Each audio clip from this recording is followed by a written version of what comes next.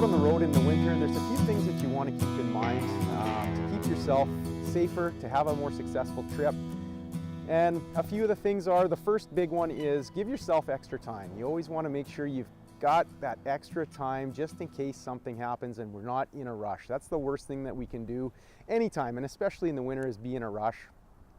So give yourself extra time, prepare ahead, give yourself more following distance. And that's another big point that we like to make here as well, is that if you can increase that following distance, it just gives you that much more time to make a maneuver in case something in front of you happens. So, you know, we say the minimum is 3. In the winter time, we should bump that up, icy conditions, to 5 to 6 second following distance. Okay, and the third thing you can do is minimize those distractions that we have when we're driving.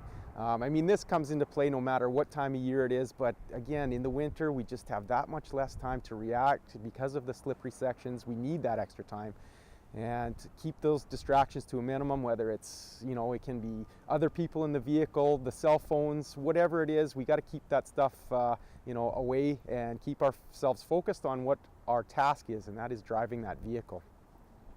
The fourth important thing when we're driving in winter, and again, this is stuff that we want to use every day, but it is especially important in the winter, is keeping yourself enough options. And what we mean by that is to the left, to the right of you, in front of you, behind you. You've got 4 gates surrounding your vehicle, and the more of those gates that are open, the more options you have in case something does pop up. You can move to the right, you can, you know, move ahead into that open gap, that following distance. You can move behind a bit, so keeping those gates open is very important.